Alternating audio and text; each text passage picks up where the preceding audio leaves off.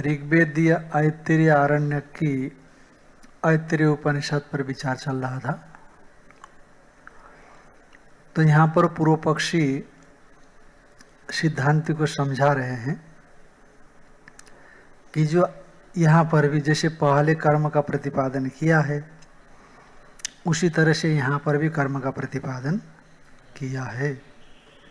कर्म को नहीं छोड़ा जा सकता है क्योंकि उनका सिद्धांत है आमना यस्य क्रियार्थत्वात् अनर्थ किम अतदर्थानाम।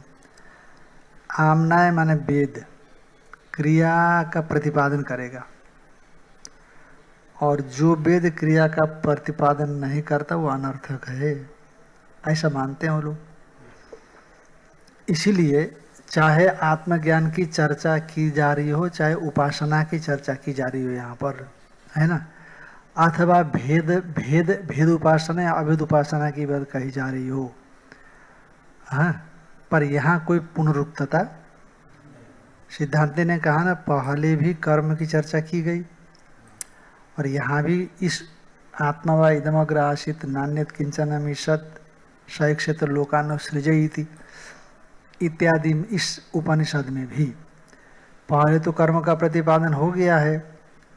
तो यहाँ पर भी आत्मज्ञान में कर्म का संबंध आप दिखाते हो तो पुनरुक्ति हो जाएगी, तो क्या पुनरुक्ति नहीं होगी, है ना। तो कई उदाहरण दिए कि उसी निर्धारित पहले, इससे पहले निर्धारित जो आत्मा है उसी आत्मा का धर्मांतर का निर्धारण करने के लिए यहाँ पर धर्मांतर का निर्धारण करने के लिए यहाँ पुनः उसको लिया गया, आत्मा को लिया गया है, इसलिए पुनरुक्ति नहीं है। तो क्या है, कहा जो कर्म संबंधी आत्मा है वही जगत की उत्पत्ति संहार करने वाला है। इस प्रकार उत्पादकत्व संहारत्व स्थिति स्थापकत्व रूप धर्म का निर्धारण करने के लिए है, अथवा केवल उपासना के लिए, केवल आत्मा की उपासना के लिए यहाँ पर ये बातें कही गई है। उपासना में तो मानसिक कर्म है, कर्म छूटेगा नहीं, ध्यान में आई कि नहीं। हाँ, तो केवल आत्मा उपास्य है ये बताने के लिए, क्योंकि कर्म के प्रसंग में तो वहाँ पर उपासना की, आत्मा की उपासना की चर्चा नहीं आई, इसलिए यहाँ उपासना की बात कही गई है। इसलिए भी पूर्व के साथ इसकी पुनरुक्ति नहीं है। अथवा भेद और अभेदात्मिका जो उपासना है उसके लिए, माने जो कर्म विषय भेद दृष्टि से उपासना होती है, कर्मांग उपासना, कर्मांग संबद्ध उपासना, और जो अहंग्रह उपासना है वो अभेद दृष्टि से की जाती है, उसके लिए भी यहाँ पर की गई है, उपासना का कथन किया गया है, इसलिए भी कोई पुनरुक्ति नहीं है। और दूसरी बात, विद्याम च अविद्याम च यस्तद् भेदो भयंसः, विद्या माने उपासना, अविद्या माने कर्म, इन दोनों के जो साथ साथ उपासना करता है, अविद्या से आसंग रूप मृत्यु का परित्याग करके विद्या से अमृत तत्व को प्राप्त करता है, ऐसा कर्म को छोड़ा नहीं गया। और कुर्बन्य इत्यादि के द्वारा भी कर्म को नहीं छोड़ा गया, है कि नहीं। तो इसीलिए कर्म का परित्याग किए बिना ही आत्मा का उपासना करनी चाहिए, ये बता दिया गया है। हाँ, और साथ साथ में श्रुति ने यह भी कहा है कि जब तक जीवित रहे अग्निहोत्र करते हुए रहे और दर्श पूर्णमास करते हुए रहे, और यहाँ तक कि कर्म का परित्याग नहीं कर सकते हैं जब आप कर्म करते रहे हैं शरीर की स्थिति काल में, और मरने के बाद जो यज्ञ पात्र इत्यादि है ना, आपने जिन यज्ञों का संपादन किया है उन यज्ञ पात्रों के साथ इसको जला देना चाहिए, जो यजमान है कि नहीं, जिसने अग्निहोत्रादि कर्मों का संपादन किया पूरा जीवन, और जब मरेगा तो ये जो संपादन करते समय जो यज्ञ पात्र विशेष थे उनके साथ उसको तम यज्ञ पात्रे दहंती, यज्ञ पात्र के साथ उसको संस्कार कर देते, अंत्येष्टि क्रिया कर देते हैं, ऐसा कहा गया है। तो कर्म तो छूट ही नहीं सकता। और जीर्णोबा विरमित, बहुत बूढ़ा होने के बाद ही कर्म से उपरमित हो, ऐसा कोई श्रुति होगी? जीर्णो वा विरमेत, बूढ़ा बहुत बूढ़ा हो गया तभी विरमेत, ऐसा वचन होने से तो किसी ने कहा कि जीर्णो वा विरमेत, कर्म से उपराम हो जाए, संन्यास ले लें, ऐसा बुढ़ापा के अनंतर संन्यास का विधान तो है, तो संन्यास होना चाहिए। तो कहते हैं कि नहीं, तम यज्ञ पात्रे दहंती, उसको यज्ञ पात्र के साथ जलाते। तो सन्यास के लिए अवकाशी कहाँ है? सन्यासी को यज्ञ पात्र के साथ थोड़ी जलाते। यज्ञ पात्र और सन्यासी का क्या संबंध है? जलाते भी नहीं उसको, तो सन्यासी को तो जलाते भी नहीं है, क्योंकि अग्नि का परित्याग किया ना उसने। क्यों नहीं जलाते सन्यासी को? इसीलिए नहीं जलाते। तो इसलिए बूढ़ा होने पर कर्म से विरक्त होकर के सन्यास ले ले, कहते नहीं ले सकते। तम यज्ञ पात्रे दहंती, ऐसा विधान है। तो और दूसरी बात है ऋणत्रय श्रुति, और ऋणत्रय की श्रुति भी है। ऋणानि तृण अपाकृत्य, हाँ, ऋणानि त्रीणि अपाकृत्य मनोमोक्षे निवेशयत, अनपाकृत्य मोक्षम तु, ध्यान में है कि नहीं? अनपाकृत्य मोक्षम तु सेवमानो ब्रजत्यध, ऐसा एक वाक्य है। तीनों ऋणों से मुक्त होकर मन को मोक्ष में लगावे, और यदि तीनों ऋणों से मुक्त हुए बिना मोक्ष का जो सेवन करना चाहता है वो नरक पात्र होता है, ऐसा कहा गया है। पितृऋण, देवऋण और ऋषि ऋण, ये 3 ऋण है। और अब पितृऋण से मुक्त होना हो तो संतान पैदा करना पड़ेगा, और ऋषि ऋण से मुक्त होना है तो स्वाध्याय करना पड़ेगा, तब ऋषि ऋण से मुक्ति मिलेगी। और देव ऋण से मुक्त होना है तो यज्ञादि का संपादन करना पड़ेगा। तो ये को सन्यासी थोड़ी करेगा, गृही करेगा। उनको जलाते हैं। कुटीचक बहुधक को जलाते, हंस पर हंस को नहीं जलाते। तो ये बताया। पर एक बात बताओ भाई साहब कि ये जो सन्यास के पीछे लगे हो आप, कि सन्यास नहीं हो सकता है कि नहीं? सन्यास आश्रम में असिद्ध जो लगे हो, तो हम कहते हैं कि यद आहारे व विरजेत तद आहारे व प्रव्रजेत, है वित्थाय अथ भिक्षाचर्यम, पुत्रेषणायाश्च वित्तैषणायाश्च लोकैषणायाश्च वित्थाथ भिक्षाचर्यम चरन्ति, याएव पुत्रेषणा साएव वित्तैषणा, याएव वित्तैषणा साएव लोकैषणा, उभे हेते एषणे एव भवत, तस्मात् ब्राह्मण पाण्डित्यम निर्विद्या बाल्येन तिष्ठासीत्, बाल्यम च पाण्डित्यम च निर्विद्याथ मुनि, मौनम च अमौनम च निर्विद्याथ ब्राह्मण, है कि नहीं? ये श्रुति कंठस्थ करने के लिए बोला था हमने, पर कंठस्थ किए होंगे तो हम छूट गए, तो श्रुति भी छूट गई। क्यों पंडित हैं? याद है? भूल गया, ताजा ताजा था ना, भूल गए। तो भिक्षा अब्राह्मणात् ब्राह्मणः प्रव्रजित गृहाद्वा बनाद्वा, गृही भूत्वा बनि भूदेत, गृही भूत्वा बनि भवेत, बनि भूत्वा प्रव्रजेत। ये जो श्रुति स्मृतियों की क्या गति होगी जब आप सन्यास के पीछे हाथ धो करके पड़ गए? ध्यान में आए कि नहीं? कहा तत्र पारिव्राज्यादि शास्त्रम, माने सन्यास का विधान करने वाला जो शास्त्र है कि नहीं, वो कौन? वित्थायाथ भिक्षाचर्यम चरंती, ये तीनों ऐषणाओं से उत्थित होकर के सन्यास लेते हैं। भिक्षाचर्यम चरंती, वित्थाय से भी सन्यास भी लिया है वहाँ पर, सन्यास का विधान।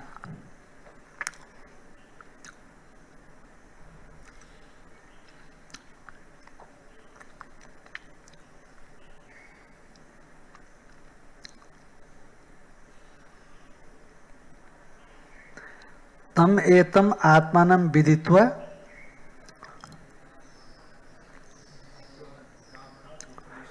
हाँ एतम आत्मानं विदित्वा पुत्रेषणयाश्च वित्तेषणयाश्च लोकेषणया वितरण।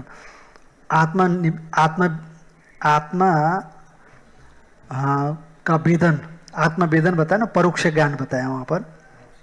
और आगे ऐषणात्रय से विद्युत होने पर अपरोक्ष ज्ञान, ऐसा बताया वहाँ पर। ये समझना कि उन्हें तो आत्मा ने विदित्व कह दिया, आत्मा को तो जान ही गए, अब संन्यास की क्या जरूरत है। नहीं, वो परोक्ष ज्ञान है। और इधर आकर के फिर संन्यास लेते, संन्यास श्रूयात, सुनेंगे तो अपरोक्ष होगा ना।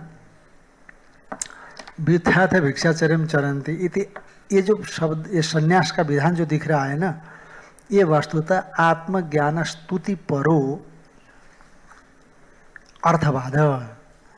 ये आत्मज्ञान की स्तुति परक अर्थवाद है। ये आत्मज्ञान की स्तुति परक कहने का मतलब व्युत्थाय, संपूर्ण पुत्रेषणा वित्तेषणा लोकेषणा सब कुछ छोड़ करके,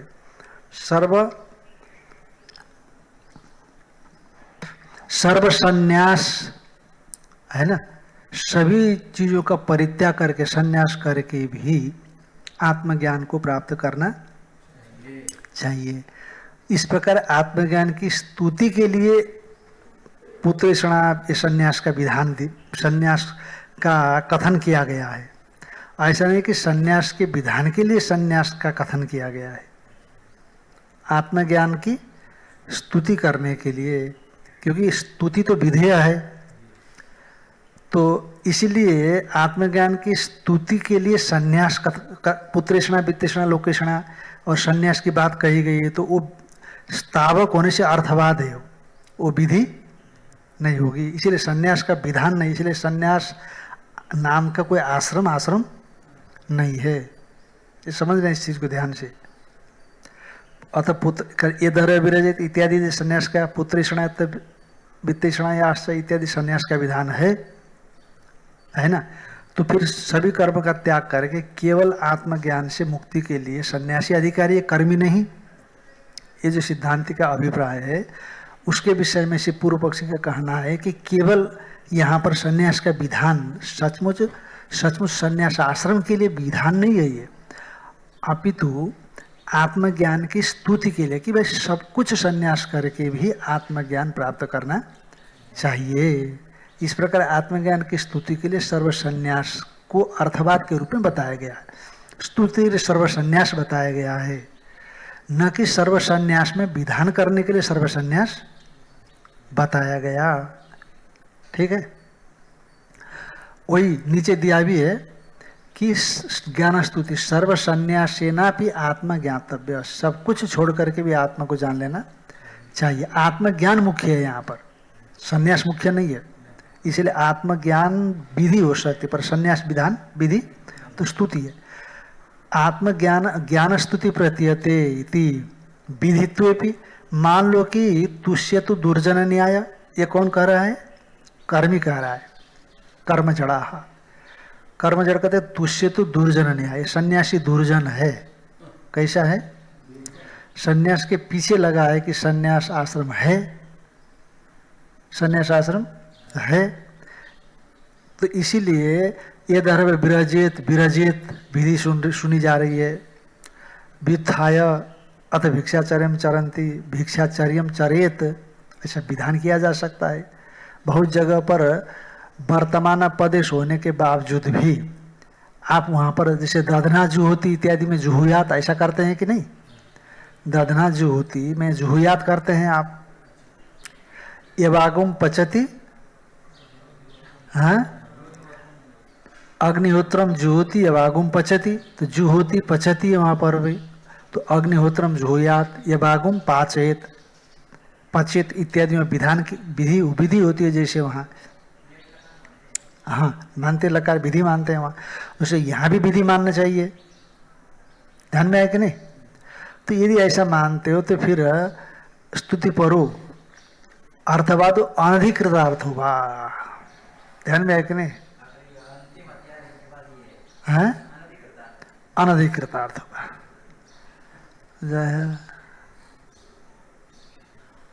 या दोनों में आंख नहीं है या पैर नहीं है, ध्यान में है कि नहीं? अब घर के किसी काम का, कर्म के काम का लायक रहा ही नहीं है, परिवार वालों ने बाहर कर दिया है ना? या पत्नी मर गई है, विधुर हो गया, कर्म नहीं कर सकता ना। अच्छा, हमारे शास्त्र स्त्री को तो संन्यास देता ही नहीं है, विधान करता नहीं, पर पुरुष को देता है। तो पुरुष में भी अब स्त्री मर गई तो कर्म नहीं कर सकता, इसलिए विधुर संन्यास ले, है ना? पर कोई घर से निकाल दिया तो संन्यास ले नहीं सकता है। घर से निकाल भी दिया गया तो संन्यास, पत्नी यदि है तो उसको जा करके किसी तरह से कर्म कर लेना चाहिए। तो इसलिए सही सलामत हाथ पैर जिसके ठीक हो उनको काम करके खाना चाहिए, ऐसा नहीं। आप कहते हैं ना हमारे भिक्षा में अधिकारी भिक्षा मांग के खाते हैं, तो ये आपकी बात नहीं है। अनधिकृतार्थ हुआ, कहते अनधिकृतार्थ विषय के, मैंने अनधिकृत कौन है वो? अंधे पंगवादी विषय, तुम अंध पंगवादी विषय संन्यास समझना। वाह, पूर्व पक्षी ने कहा न ऐसी बात, सिद्धांति अब बोलेगा। अभी तक तो सिद्धांति चुपचाप सुनता रहा, बहुत लंबे देर तक सुनता रहा, बहुत धैर्य से सुनना पड़ता है पूर्व पक्षी की बात। ध्यान में आए कि नहीं केशव जी? आप धैर्य नहीं रखते हो ना, ये धैर्य रखना पड़ेगा। सिद्धांति ने बीच में थोड़ा सा डाल दिया, पुनरुक्त्या अनर्थके मिति चेत, सिद्धांति ने, इसलिए शंकावादी एवं सिद्धांति आशंका में आशंकते लिख दिया वहां पर। शंकावादी ही सिद्धांति जो आशंका उठाता है ना, उसी आशंका की आशंका करता है। शंकावादी सिद्धांति के द्वारा जो आशंका की जाने वाली है उसी की आशंका उठाता है, यानी सिद्धांति के आशंका का अनुवाद करता है। थोड़ा डालना तो पूरा का पूरा भी सुनता रहा वो। ध्यान में है कि नहीं? उससे नचक कर्म असंबंधी आत्मविज्ञानम, अरे आत्मविज्ञान तो कर्म संबंधी है, थोड़ा सिद्धांत ने बीच में डाल दिया, उसको भड़का दिया, फिर भड़क गया हो तो न पूर्वदेव अंत उपसंहारात, ऐसी बात नहीं। जैसे पूर्व में कर्म का बात कही गई है, उसी तरह से अंतिम में भी ये जो आत्मबार इदम अग्र आशित तय लेकर का पूरा का पूरा षटक है, पूरा षटक में क्या कर दिया गया है? कर्म संबंधी आत्मविज्ञान का ही कथन किया गया है, कर्म को छोड़ करके नहीं किया गया। अभी तक तो सिद्धांत चुपचाप सुनता रहा, बीच में अरे भाई ऐसा भी तो होता है कि नहीं? ऐसे वेदांती जी बोलते हैं। तो अब कहते अब खूंखार बन करके आया है, तपस्या हो गई ना, बहुत देर तक सहन करने से तपस्या बढ़ गई ना, ऐसी बात नहीं। परमार्थ विज्ञाने फलादर्शने क्रियानुपपत्ति, परमार्थ जो विज्ञान है ना, हाँ, परमार्थ विज्ञान है। यहां से लेकर के देखो, 1 नंबर टिप्पणी देते हैं 17 पृष्ठ में विदूषक कर्तव्यत्व उपपत्ति, यहां तक सिद्धांति उत्तर देता है, लगातार बड़ी खिंचाई करता है इसी पूर्व पक्षी की। परमार्थ विज्ञाने क्रिया माने कर्म, क्रिया यानी कर्म के फल के आदर्शन में क्रिया अनुपपत्ति। कर्म फल के परमार्थ दर्शन में तो कर्म फल ही नहीं होता। जब परमार्थ दर्शन होगा, आत्मविज्ञान होगा ना, तो क्रिया फल की अनुभूति हो जाएगी। तो क्रिया कहाँ से होगी वहां पर? जब कर्ता कर्म क्रिया संप्रदान सब द्वैत का ही उपमर्दन हो जाता है, तो जब साधन का उपमर्दन हो गया तो उससे प्राप्त होने वाला फल कैसे होगा? देखो थोड़ी सी धूप निकल गई अब, हाँ, जल उतरने के लक्षण मालूम पड़ते हैं थोड़े थोड़े। तो क्या परमार्थ विज्ञान है, हाँ, परमार्थ विज्ञान में क्रिया के फल, क्रिया का फल न होने से क्रिया अनुपपत्ति, क्रिया की अनुपपत्ति है।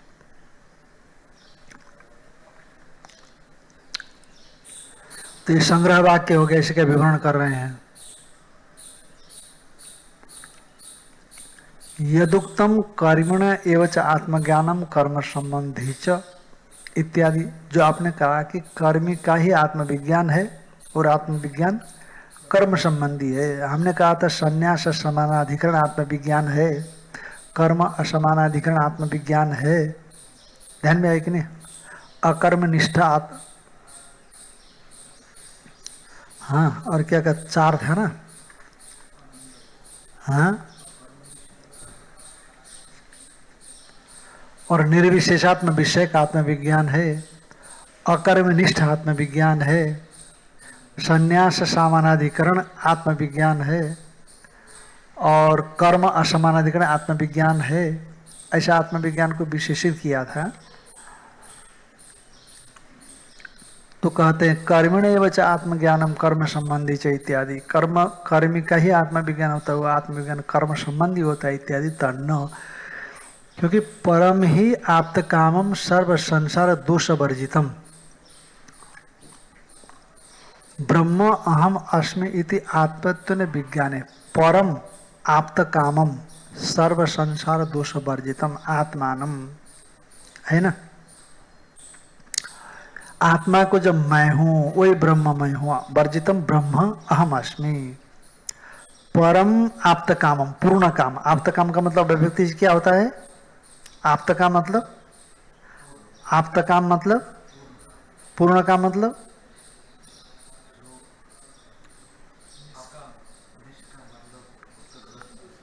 बोलिए बोलिए, आप बोलिए, आप तो हिंदी भाषा अच्छी बोलते हैं, बोलिए क्या है? आप्त काम।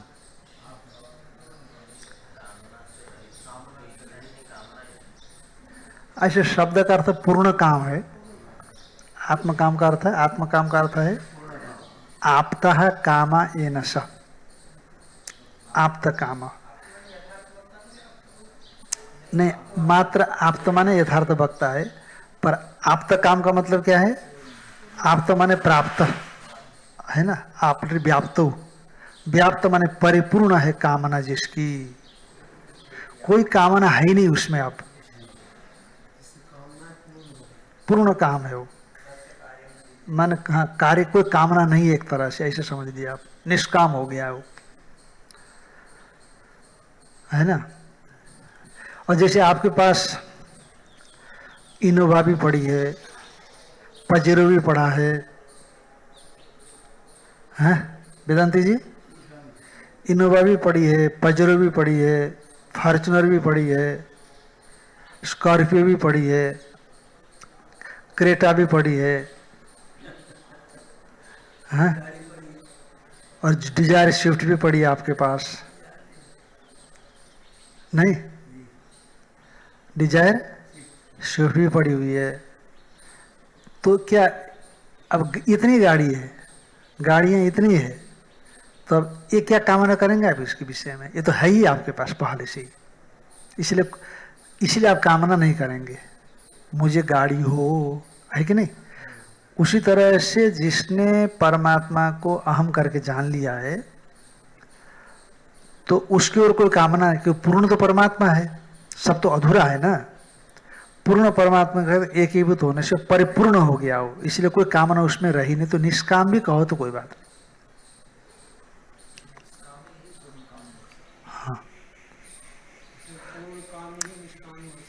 हाँ, निर्गता काम यस्मात् स निष्काम, निकल जा चुके हैं कामना सब उसमें, जैसे, है ना। या निर्गत है माने निशेषण प्राप्त काम, ऐसा कुछ करीजिए। कोई मतलब इतना ही है कि पूर्ण काम है वो, है कि नहीं। ज्यादा लफड़ीबाजी में क्यों जाएं, परिपूर्ण काम है वो। ब्रह्म अहम अस्मिति आत्मत्व विज्ञाने, आत्मत्व विज्ञान होने पर कृतेन कर्तव्य न प्रयोजनम, किए कृत जो किए जा चुके हैं और कर्तव्य जो किए जाने वाले हैं, उनके प्रयोजनम आत्मनो अपश्यत, प्रयोजन अपने को कुछ न देखता हुआ। फल दर्शन दर्शने, फल दर्शन में क्रिया ही उत्पन्न नहीं होगी। क्यों क्रिया करेगा? जब फल दर्शन के विषय में संपूर्ण परिपूर्णता आई गई है, तो उसके लिए क्रिया क्यों करेगा, है कि नहीं। परिपूर्ण हो गया। हाँ,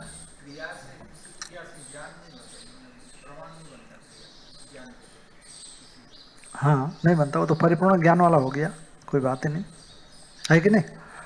फल आदर्शने भी नियुक्त तत्व करोती थी चेत, देखो तत्वज्ञानी हो गया, आत्मकाम हो गया, अहम ब्रह्मास्मि ज्ञान हो गया उसको। अब उसको कोई फल की जरूरत नहीं है, फल आदर्शन है।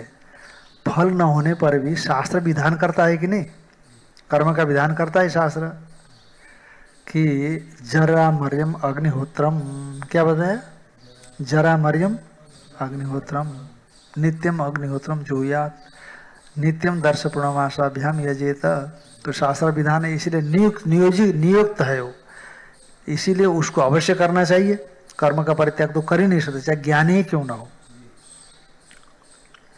ज्ञानी ही कर्म का परित्याग नहीं कर सकता।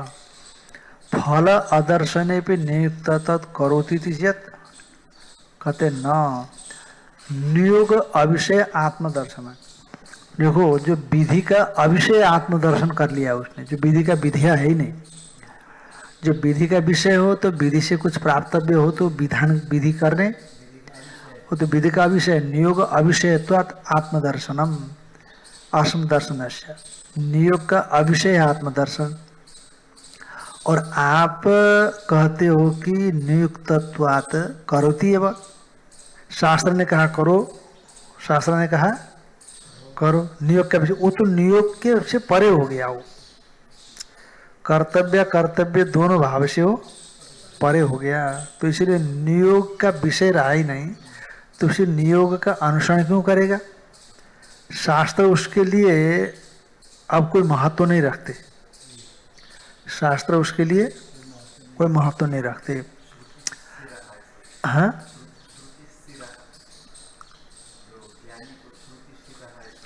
श्रुति श्रुति शिर है, क्या मतलब हुआ? अच्छा अच्छा, श्रुति शिर, श्रुति से ऊपर हो गया मतलब। नियोग अविषयात्म दर्शनात्, माने इष्ट योगम अनिष्ट वियोगम च आत्मन प्रयोजनम पश्यन। जो अपना प्रयोजन अपना उद्देश्य ये देखता है कि इष्ट योगम अभिप्रेत विषय का, विषय की उपलब्धि मुझे हो, अप्राप्ति की प्राप्ति हो, और अनिष्ट वियोगम च और अनिष्ट का परिहार है कि नहीं? भैया बहुत बड़ी कृपा कर दी, आप नीचे उतरो, ध्यान में है कि नहीं? क्या सोच रहे हैं? ये सोच रहे हैं ना, नर्मदा जी आपके पास आ रही थी तो पहले चढ़ रही थी, कुछ दूर तक चढ़ती रही तो अच्छा ही लगा, पर ज़्यादा ही आने लग गई। जैसे वसुदेव जी ने प्रार्थना किया कि नहीं मैया बहुत हो गया, अब तो मैं घबरा रहा हूँ। तो पिताजी की हालत भगवान ने देख ली, तो धीरे से ऊपर से पैर नीचे उतार दिए। तो फिर जमुना जी को जैसे भगवान के चरण कमल का स्पर्श हुआ, बस इसीलिए चढ़ रही थी ना ऊपर, स्पर्श के लिए, फिर रास्ता दे दिया। तो फिर कहते मैया बहुत है ना, बहुत लोग कहते कि 4 बांध हो गए, 5 बांध, महाराज जी बोलते थे 4-5 बांध हो गए, अब बाढ़ का वो प्रकोप नहीं रहेगा। हाँ हाँ, देखो नर्मदा जी जो है ना, ऐसा नहीं कह सकते हो, नर्मदा जी जब अपने रूप में आ जाती है फिर बांध क्या है, कुछ नहीं होता। तो हमको याद है महाराज जी बिल्कुल ऐसे ही बोलते, थोड़ा मुस्कुराते थे ऐसा बोलते हुए, अरे नर्मदा जी की बात है, बांध क्या रोकेंगे उनको। तो 13 में दिखा दिया। वस्तु तो बाढ़ भी पैदा होती है डैम की वजह से। कितनी बार ज़्यादा स्टोरेज है ना जल का, उनको ऊपर से पानी आते छोड़ना पड़ता है, और नहीं तो क्या पानी जो बहाता है सीधे बह जाता है, सीधा बह जाता है, सीधा आ जाता है, रुकता ही नहीं ना कहीं पर भी। तो नहीं, कभी कभी ज़्यादा बारिश होती है तो आता है। जैसे यहाँ पर जो रास्ता है ना, 5-6 फुट पानी था कहते हैं एक बार इसमें। हाँ, 5-6 फुट पानी था इसमें, 5-6 फुट इस रास्ते में। ये जो नीचे का रास्ता है, डैम से पहले की बात, शायद इंदिरा सागर भी नहीं बना था उस समय, बरगी डैम बना था, बहुत पहले की बात है। तो कहते हैं जब इष्ट का संयोग और अनिष्ट का वियोग, इसको देखता हुआ व्यक्ति ही आत्मा न प्रयोजनम पश्यन, आत्मा अपने प्रयोजन को देखता हुआ तदुपायार्थी यो भवती। तो इष्ट संयोग और अनिष्ट वियोग के उपाय, वियोग में जो उपायार्थी है, उपाय को चाहने वाला है, तो उपायार्थी भवती, उपायार्थी बहुत उपाय को चाहने वाला होता है, क्योंकि इष्ट को प्राप्त करना है और अनिष्ट का हटाना है, इसलिए उसका उपाय का अर्थ ही हो जाता है। वही व्यक्ति नियोग से विषय दृष्टि, वही व्यक्ति विधि का विषय देखा जाता है, विधि पूर्वक प्रवृत्त होता है लोक में। हाँ, लोक में देखा जाता है कि स्वास्थ्य के लिए औषध सेवन करने वाला जो रुग्ण व्यक्ति है, पथ्यादि का विषय, हाँ, पथ्यादि का विषय, पथ्यादि के विषय से विशिष्ट नियोग का विषय देखा जाता है। पथ्यादि विषय, विषय जो नियोग उसका विषय वो देखा जाता है। और न तो तद विपरीत, तो उसका विपरीत जो स्वस्थ है वो पथ्यादि का विषय क्यों होगा, पथ्यादि के लिए क्यों प्रयुक्त तो होगा। कहा अदरक बहुत अच्छा है, जुकाम में फायदेमंद है। अरे हमको जुकाम ही नहीं है, हमको जुकाम ही नहीं है। कब केला खाओगे तो मजबूती आएगी। अरे मजबूती पहले से हमारे अंदर में, केला की क्या जरूरत है, मजबूती ना होती तो केला खाते ना। नियोग अविषय ब्रह्मात्मत्वदर्शी, इसीलिए नियोग का अविषय होता है ब्रह्मात्मत्वदर्शी। ब्रह्मात्मत्वदर्शी अपि संस से नियुज्यत, यदि ब्रह्मात्मत्वदर्शी होता हुआ भी यदि नियुक्त किया जाए तो नियोग अविषय विषण, वो नियोग का विषय न होता हुआ भी उसको नियोग में लगाते हैं। तो न कश्चित न नियुक्त थी, फिर तो कोई भी नियुक्त अनियुक्त हुआ ही नहीं, कोई भी नियुक्त नहीं हुआ, कोई भी ऐसा रहा ही नहीं जो नियुक्त न हो, माने सभी नियुक्त हो गए। न कश्चित न नियुक्त का मतलब क्या हो गया, कोई नियुक्त नहीं है ऐसा नहीं, माने सब के सब नियुक्त हो गए, नियोग के विषय बन गए।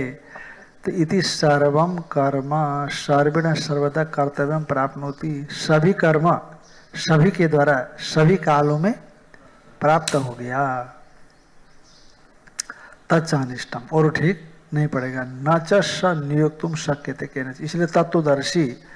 अब जब ऐसा नहीं है तो सभी नियुक्त होते हैं ऐसा नहीं, तो जो कुछ नियुक्त होते हैं कुछ अनियुक्त होते हैं, नियोग का विषय नहीं बनते। तो नियोग का विषय कौन नहीं बनेगा, जो अपने को अकर्ता भोक्ता समझता है कि नहीं। तो वो कौन तत्वदर्शी समझेगा, दूसरा तो समझता नहीं है। इसलिए तत्वदर्शी न नियोक्तुम शक्यते, इसलिए तत्वदर्शी को नियोग का विषय नहीं बनाया जा सकता।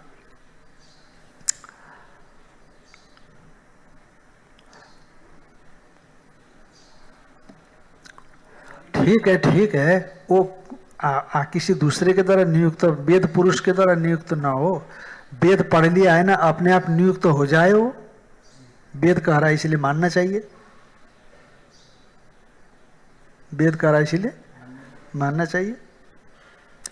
आमनायस्यापि तत्प्रभावत्वात्, क्योंकि आमनाय भी उसी तत्वदर्शी से प्रभाव है। अस्य महतो भूतस्य निश्वसितम एतद् यद् ऋग्वेद यजुर्वेद सामवेद अथर्ववेद, हाँ, शिक्षा कल्प व्याकरण छंद ज्योतिषमिति। अस्य महतो भूतस्य परमात्मा ना, ये तो परमात्मा रूप हो गया कि नहीं, तत्वबोध के बाद तत्वदर्शी परमात्मा रूप हो गया कि नहीं। तो इसे परमात्मा से वेद आदि प्रकट होते हैं, वैसे इससे भी प्रकट होते हैं, यही माना जाएगा, क्योंकि वहां पहुंचने के बाद तो कालातीत हो गया वो। तो जब परमात्मा ने जिस काल में वेद को प्रकट किया होगा उस काल में भी देव है ना, कि नहीं। तो इसे जैसे परमात्मा ने प्रकट वैसे इसने प्रकट किया, क्योंकि परमात्मा में भिन्न रहा नहीं। तो जैसे वो परमात्मा से प्रकट वेद परमात्मा को नियोजित नहीं करता, उसी तरह से इसको भी नियोजित नहीं कर सकता। आमनायस्यापि तद्भवत्वात्, नहीं स्वविज्ञान, आमनाय भी उसी से उत्पन्न होने से, नहीं स्वविज्ञान उत्थेन बचसा, स्वविज्ञान से उत्पन्न वाणी से वेद से स्वयं नियुज्यते। बचसा माने वेदेना, वेद के द्वारा स्वयं नियुक्त नहीं होता। नापि बहुविध स्वामी अविवेकेना भृत्येना, बहुत समझदार स्वामी जी है, बहुत समझदार मालिक है, स्वामी है, और अविवेकी भृत्य है। तो अविवेकी भृत्य और मालिक को नियोजित करने लग जाए, ऐसा करो, ऐसा नहीं करो, ये करो, वो करो। और स्वामी बहुविध है, उसका स्वामी कैसा है? बहुविध है। और नौकर अविवेकी है। वो कह ये नहीं करना चाहिए आपको, ये नहीं करना चाहिए आपको, ये करना चाहिए आपको, ये करना चाहिए आपको। तो ऐसे हो जाएगा, क्योंकि कम ज्ञान तो हो गया वेद और बहुत ज्ञान हो गया तत्वदर्शी, इसलिए वेद उसको नियोजित नहीं कर सकता। आम्नाय से नित्यत्व से स्वातंत्र्यात् सर्वान प्रति नेतृत्व सामर्थ्य में चेत। देखो, आम्नाय नित्य है और स्वतंत्र भी है। आम्नाय पर किसी का अंकुश नहीं है, आम्नाय किसी पर अंकुश नहीं है।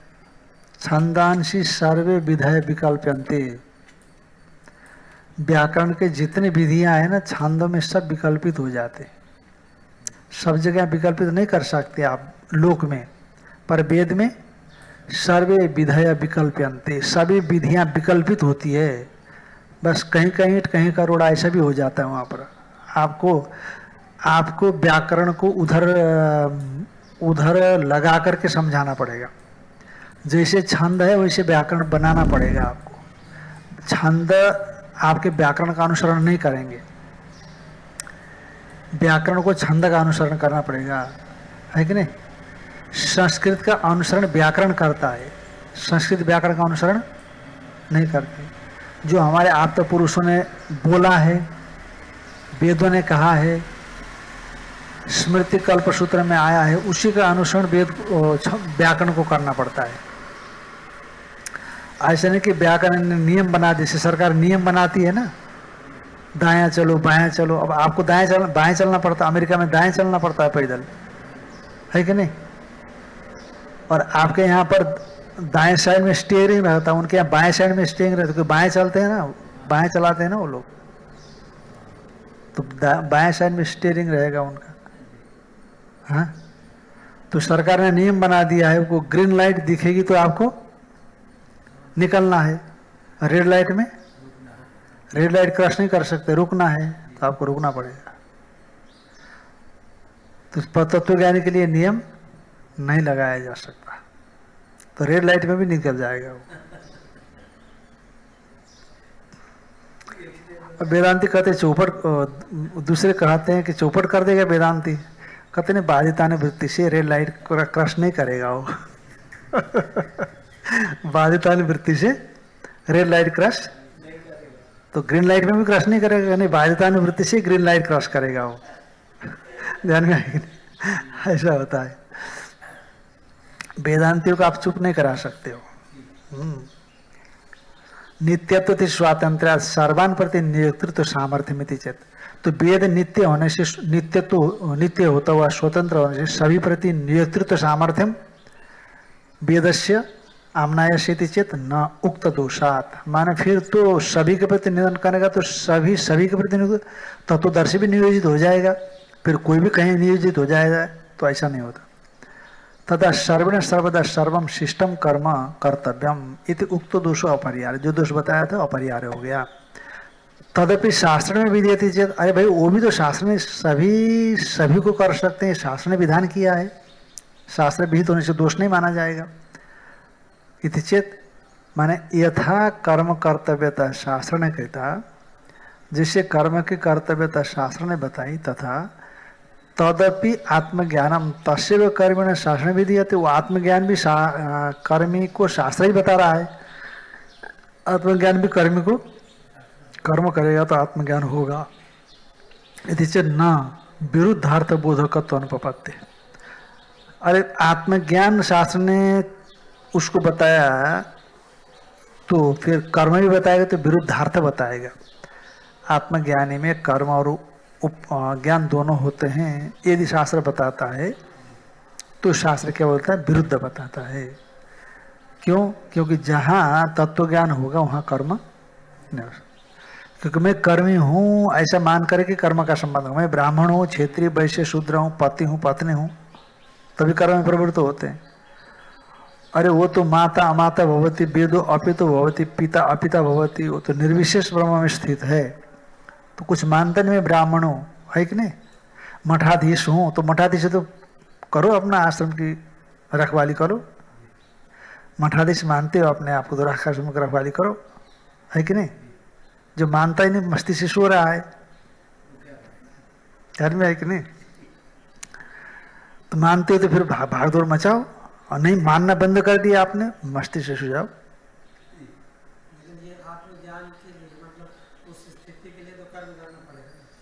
उसको कौन मना कर रहा है?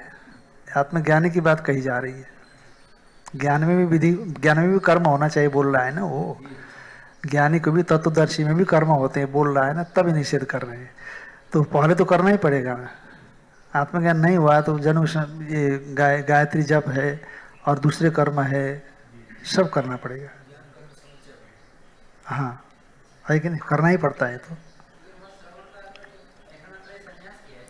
कहाँ तम एतम आत्मनम विदित्वा, क्या बोला है? कहाँ कहाँ? हाँ, पांडित्य मैंने श्रवण, और पांडित्यम निर्विद्यम, बाल्य न, बाल्य माने मनन, और मौन माने निध्यासन।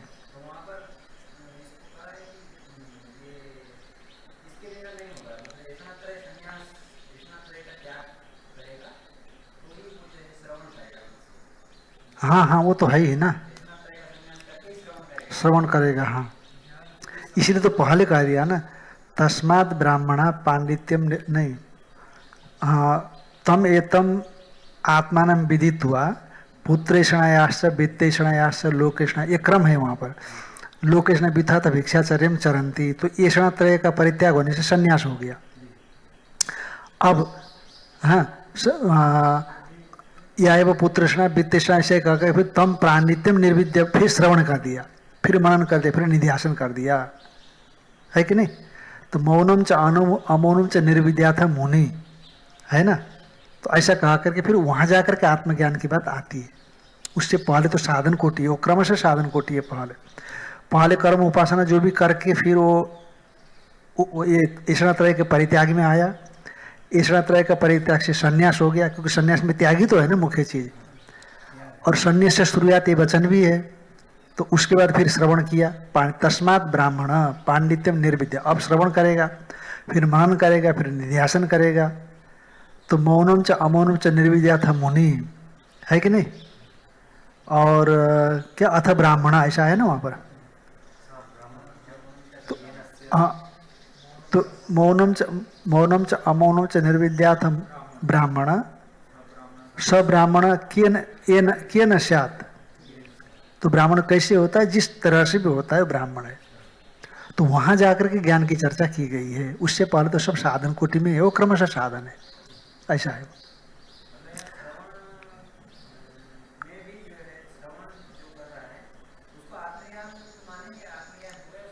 नहीं नहीं नहीं नहीं, आपातत हो गया है, आपातत हो। तम देखो, तम आत्मानम विदित्वा, ये आपातत ज्ञान हो गया है। परोक्ष ज्ञान में और आपातत ज्ञान में थोड़ा अंतर है। ये जो श्रवण कर रहा है ना, इसको परोक्ष ज्ञान है। आपातत ज्ञान का मतलब क्या है?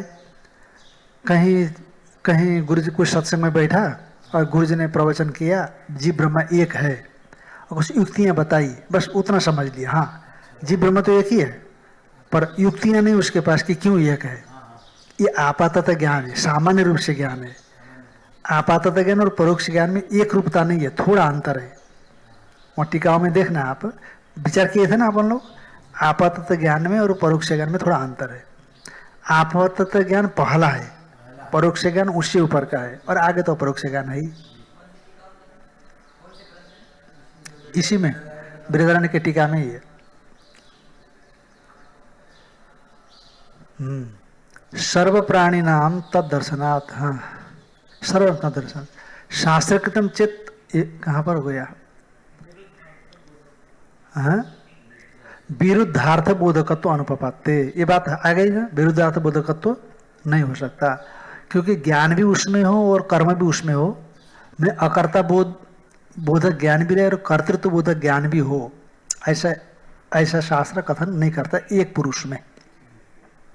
तो उसी को बताते नहीं, एकस्मिन् कृत अकृत असंबंधित्वम तद्विपरीतत्वंच बोधयितुम शक्यम शीतोष्णताम इव अग्नि। जैसे अग्नि में शीत और उष्णता नहीं हो सकती, युगपत है ना, नहीं हो सकती है, उसी तरह से एक पुरुष में कृत और अकृत असंबंधित तो भी मान लो, पाप पुण्य का कृत माने किया हुआ, पुण्य समझ लो, अकृत माने पाप, तो इसका असंबंधित तो हो, माने पाप पुण्य से परे हो, है ना, और तद विपरीत तो पाप पुण्य से विशिष्ट भी हो, ऐसा एक व्यक्ति में जैसे नहीं होता।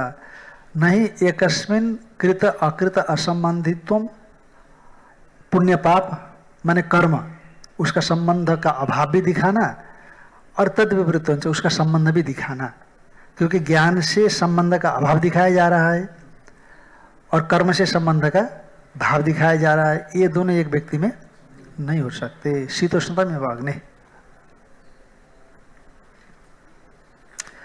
ओम वांग में मनसी प्रतिष्ठिता, मनो में वाची प्रतिष्ठितम्।